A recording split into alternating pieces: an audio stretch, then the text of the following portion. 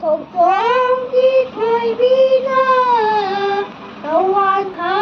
ít thời ai giờ thằng trắng ít thâu ra bờ thang na thâu hai ta ít thâu ra bờ ta ta ít thâu bờ lơ ta ta đi ta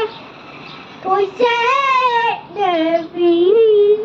cái trách nhiệm gì anh sao không ê bà chắc nào gì ở trên mắt tôi mày đi nè ở trên mắt tôi bật tay chết nhà vào đi nè chết ngu vợ đấy đây anh sao không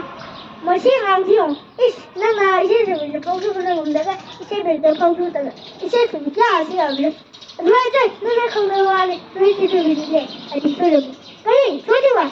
hết chơi được vào đi đâu đâu पे Kan na sa? chơi được vào đi đâu đâu पे chơi